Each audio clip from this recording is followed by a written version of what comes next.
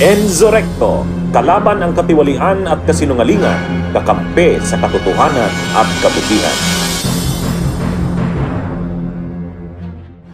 Kung tatanungin tayo, ano bang tingin natin? Ano bang tingin natin dito? Uubra kaya? Kakatigan kaya ng Korte Suprema? Ako na naniniwala ako, sang-ayon ako sa sinabi ni Congresswoman Laila de Lima. Sa pagkakataong ito, hindi na yan kakatigan ng Korte Suprema. Bakit?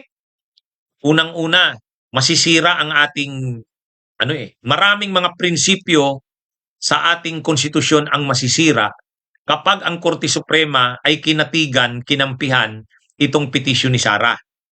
Bakit? Lalo na kung mag-i-issue ng TRO. Medyo mabigat yan. Bakit medyo mabigat? Ay kasi ang pagsusulong ng impeachment ay gawain ng Kamara. May exclusive na power ang House of Representatives to initiate all cases of impeachment. Ibig sabihin yan, separation of powers yan. Hindi pwede yan na pakialaman. Pwede lang makialam ang Korte Suprema dyan kung may grave abuse of discretion. Kung may grave abuse of discretion. Ay ngayon mga kabunyog, wala naman tayong nakikitang grave abuse of discretion. Kahit pa sabihin mong may abuse of discretion o medyo mali na ginagawa, kailangan kasi grave. Grave abuse of discretion. Yung simpleng abuse of discretion lang, ay hindi pa yan pwedeng maging ground para ipatigil mo. At saka ito, binasa ko yung statement ng defense team ni Sara Duterte. Ito yung statement ng defense team ni Sara Duterte. Basahin ko sa inyo mga kabunyo. Sabi dito ng defense team ni Sara, ito yung statement official statement of the defense team. We confirm that a petition for certiorari and prohibition has been filed before the Supreme Court in relation to the ongoing proceedings before the House Justice Committee. This step was taken to seek clarity on fundamental constitutional questions, which in our view warrant the court's immediate attention.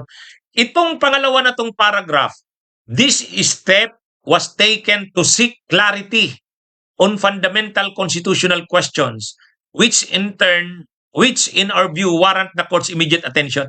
Ibig sabihin, lumapit sila sa Korte Suprema para humingi ng paglilinaw. Malinaw sa statement ng defense team. Ang sinabi ng kampo ni Sara, lumapit sila sa Korte Suprema to seek clarity in fundamental constitutional questions. Ibig sabihin, tama pa ba ang ginagawa ngayon ng Justice Committee? Ito bang ginagawa ngayon ng Justice Committee ay tama pa? Naaayon pa sa batas? Naaayon pa sa konstitusyon? So ibig sabihin, mismo ng Justice Committee ang nagsabi na ang paglapit nila sa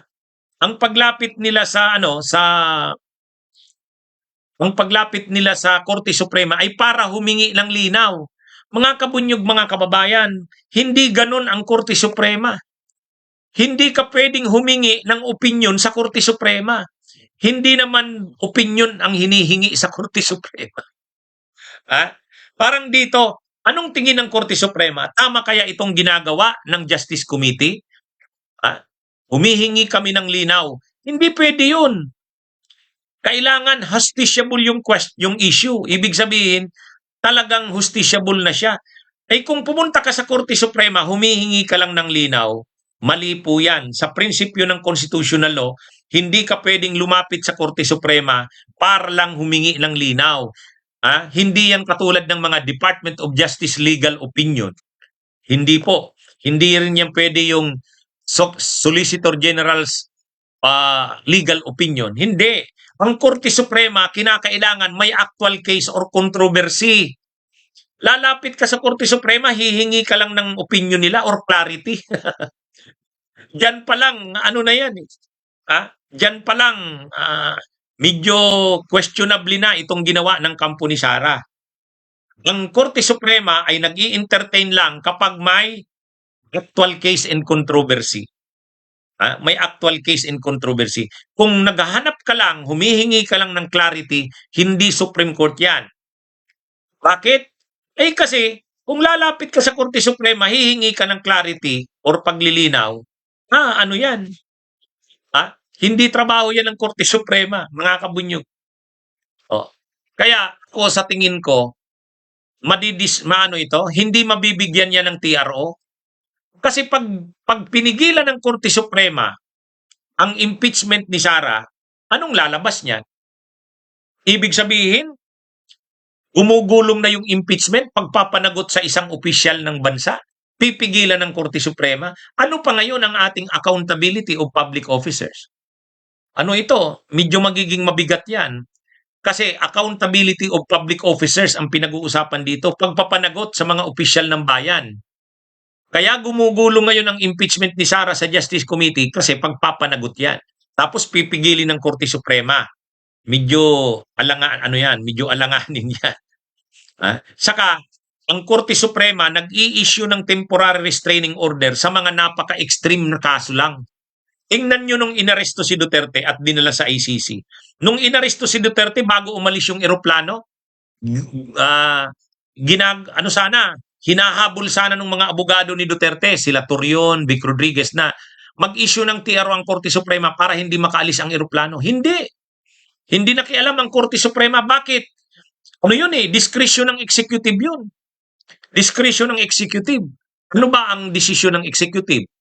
O sabi ng executive, pwede yon kasi cooperation ito sa Interpol. Mayroon tayong tinatawag na administrative surrender. Yun daw ang ginamit. Ngayon, nakialam ba ang Korte Suprema? Hindi. Hindi nakialam ang Korte Suprema. Kahit itong impeachment ni Sara, yung naunang impeachment, nung February 5,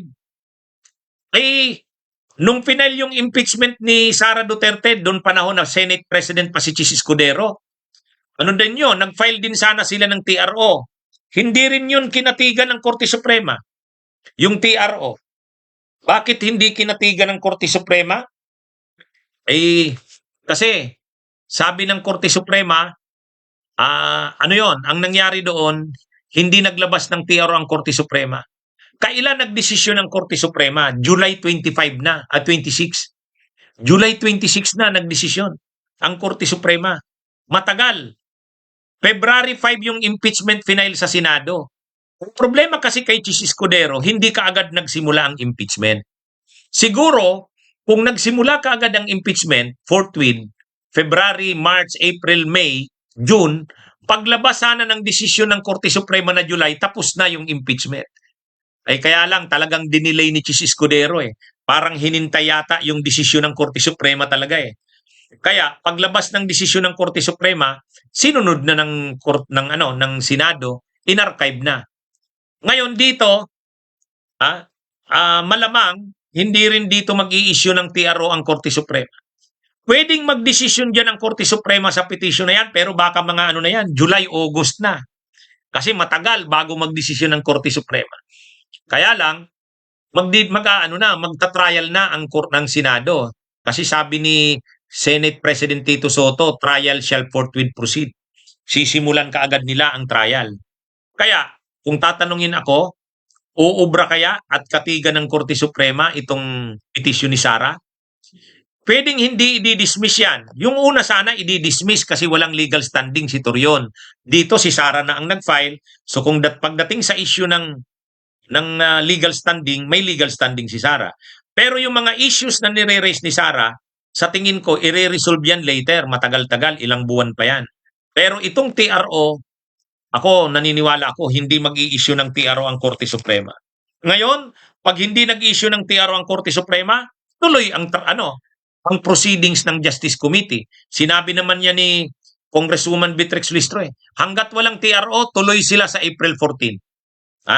Maghihiring sila, nandun si Madriaga, nandun si Boying Rimulya, nandun ang COA, maghihiring sila sa April 14. Hanggat walang TRO.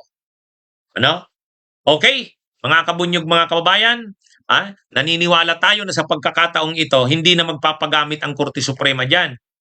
Kasi pinagbigyan na ng Korte Suprema si Sara Nung una, ang reklamo niya walang due process. Ngayon naman, may due process. Tapos hindi na naman siya nagko-cooperate. Ano ba talagang gusto niya? Pag kinampihan pa siya ng Korte Suprema, parang constitutional crisis ang mangyayari niya. Okay? Mga kabunyog, mga kabayan, magandang araw sa inyo lahat.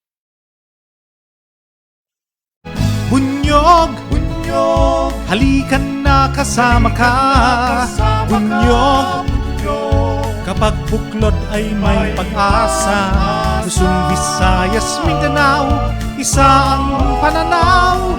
Sa bagong Pilipinas ang bunyog isisigaw. Bunyog.